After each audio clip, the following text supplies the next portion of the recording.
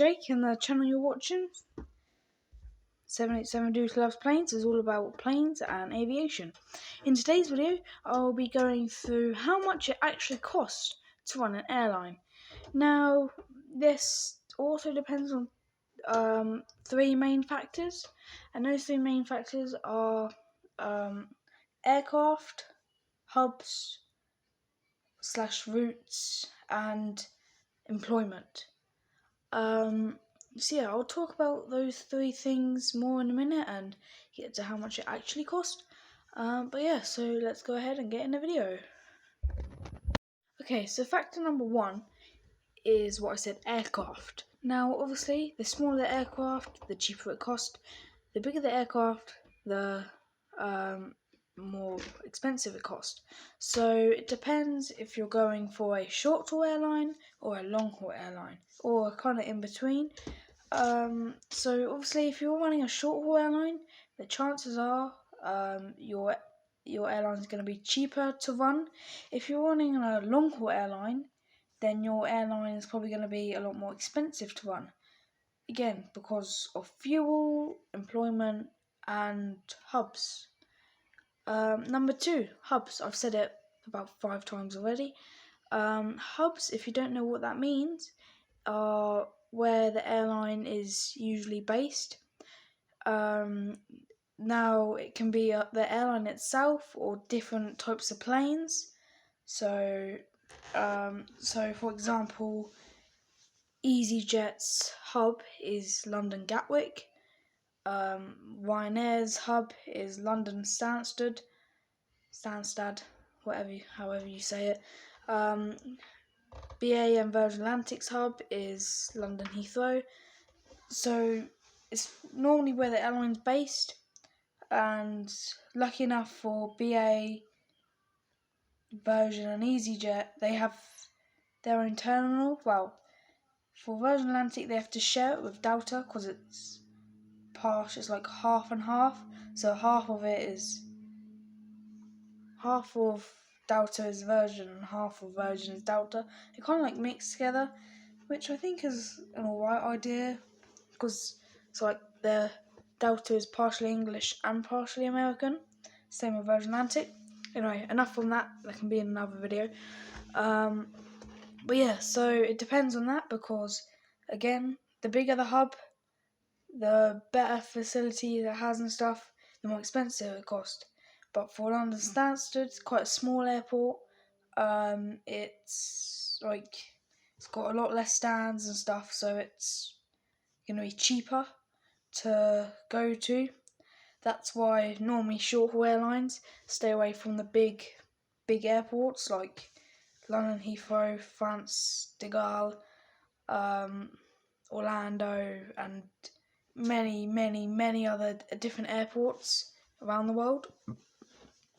But yeah, so again, at Heathrow Airport, it costs about £10,000 just to land a plane. It's any plane, so it can be the biggest plane as long as it fits on the runway. It costs £10,000, which isn't. That's quite bad actually. I thought it'd be cheaper, but no, it's not. It's quite high. Obviously, takeoff is included, and all the stuff like that you'll need. So it's kind of alright, because again, they're using their fuel, they're using their stuff to turn you around. And then the third factor is employment. Again, if you're going to have a small airline, quite short haul, with about 20 planes in your fleet, there isn't going to be need for hundreds and hundreds and hundreds of flight attendants and pilots and check-in staff. You're only going to need less than that. Say, if I had an airline with about 20 A320s in it, A320s, and 4 or 5 flight attendants on one A320 with 2 pilots and then training pilots if needed, that's 7-8 crew on A320, and if I've got 20 of them, it's about 160 crew members. But then you're going to have spare and stuff, so say about 200, 220 crew members of all different qualifications, pilots, flight attendants, and then check-in staff. Well, again, if it's quite a short haul airline and the plane isn't that big, you don't need a lot of check-in staff because there's just no point. So say I was board on A319, which has about 160 people, if less, people on it, and they had 6 check-in tills. It's kind of a waste because you don't really need that much. You're going to get through them quite quickly, and if it's the single travellers and families, and fair enough, it takes a bit longer, but you don't need 6. 3, 4 at the most. 4 is quite a lot as well. So yeah, it depends on that, and then you've got refluing and catering and all of that to sort out as well. And then with that, you've got back to the aircraft. You have to get out your aircraft, and you still have to pay for that. You still have to pay with the seats and stuff, and the lighting and all that stuff. And then also you have to pay to train your employees, especially for flight attendants and pilots, where they kind of have to pay for the simulators and stuff. But they're paying for you to train. So yeah, and all that put together. So let's create a scenario. So I started my own airline called whatever. It doesn't matter what it's called. And say it was a short haul airline, and I had an A320. I had 5 A320-neos. I had 15 A320s. 20 A321s and 15 A320s and 5 A319s. So quite a small plane fleet, except for the A321s.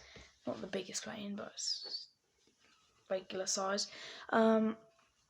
So then how many planes was that? 20, 15, 35, 40 planes. 40 planes in an airline isn't too bad. Right, now I need crew members, pilots, flight attendants, and then check-in stuff, check-in members, all that. Say 300, 400 employees. But then also I need a base where customer service and stuff. So say that's another 100 employees. Right, so that's 400, 500 employees. I need hubs. So let's say Charles de Gaulle is my hub. Just random hub picked in my head. Charles de Gaulle. Say that cost 7,000 euros. Okay? And that was takeoff included, facilities and all that included. Right, and that's one plane. There. Just for the one plane is going to cost that. And say I've got no discount for being its hub and stuff. Now I need to create routes as well. I didn't mention routes, but you can't just go and fly to a place. You have to have a route. So airlines will make different routes and they'll launch them, and they have to pay that airport to land at their airport. And routes cost money to make. Again, also, I didn't mention it before, fuel. Fuel costs a lot of money, especially when it comes to planes and cars, and cost of living now. But it costs a lot of money when it comes to planes. And depending where you're flying, you need more fuel and less fuel and all of that. So that's going to cost quite a lot of money for each flight. So you have to take that in consideration as well. And then you just, even to run your aircraft, you need to get your aircraft checked over every once in a while, just to make sure everything's okay and there's no problems with it, no scratches, no holes, no no machine malfunction, any of that. So you need to do that as well, and that can cost quite a bit on depending on what you're trying to do. So yeah, but say in, I don't know, every 6 months I pay about £1 billion to that airline. So say I'm a billionaire and every 6 months I pay billion to £6 billion to run that airline. And then think of years and years and years. It costs more and more. And then if you're progressing your airline even further to a bigger airline, because that's kind of what most airlines do. They start off small and they grow into a bigger airline, and they get more passengers, they get well known, and they start making a lot of money. So yeah, so you have to take that all in consideration. But then, so that's just a short haul airline. A long haul airline, so say a Virgin Atlantic, who's mostly long haul, don't really have short haul planes. They're gonna have quite a lot of money to spend, and even though their CEO is like the third richest person in the world, forgot his name. Still costs a lot of money. What, they've got 787s, and they used to have 747s. I went on one. Went to Disney World, Orlando, one of these. Quite fun experience. I sat at the top. Show you where my seat is. I was on the captain's side, so the left side, and I was that seat there. Probably can't see it that well. I sat there in that window there, on the way there, and on the way back I sat at this window, third to the back. So I sat on the top. Quite a fun experience. Flight attendants were lovely. And then they got 777s, A340s, which is, I'm not a fan of A340, I have to say. Engines, big plane, small engines, don't match. What do you say? It just doesn't match. He said no. It just doesn't match. That's what he said. Yeah, I agree. Yeah, definitely agree. Yeah, don't like it. It's fine, it's horrible. He's a professional pilot as well. He's got 4 stripes. He's the captain. Look, you probably can't see.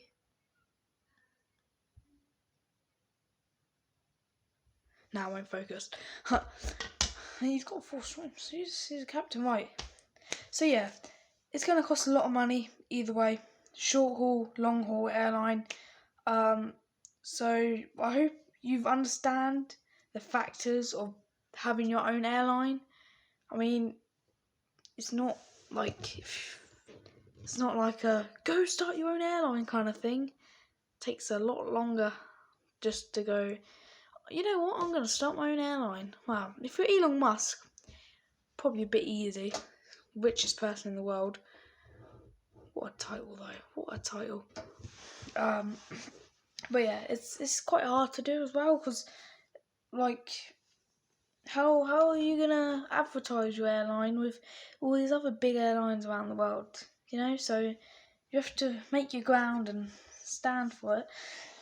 But yeah, so I think that's going to be the end of the video. I hope you enjoyed it. I hope you realised what factors there are and kind of how you start your own airline with all those different factors you need to put in place. So share with all your family and friends and make them know about the 787 Dude Who Loves Planes channel.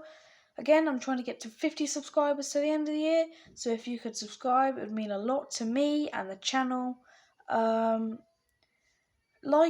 So I know I'm not doing these for nothing, and I know you're enjoying them, because I don't know how to turn my comments on, so I can't know. So liking is the only way I know.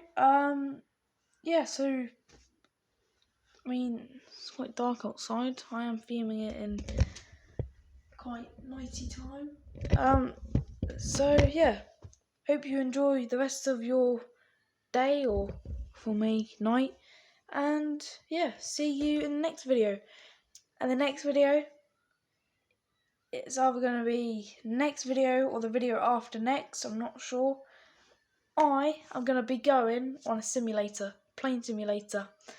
It'll probably be coming out, so I'm doing it on Saturday,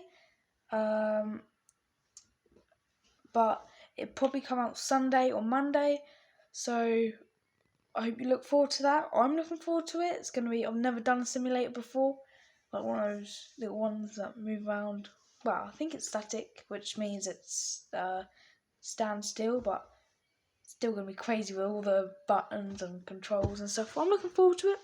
And then on the Sunday, the day after, I've got an air show that I'm going to with my dad. So I'm also going to make a video of that. That will probably come out a couple of days after the thingy, or I'm not sure.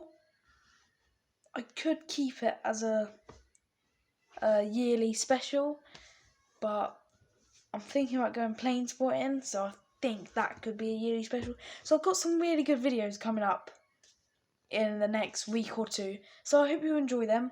I'm looking forward to doing it. Yeah, so there's only one thing left for me to say is enjoy the rest of your day. Bye.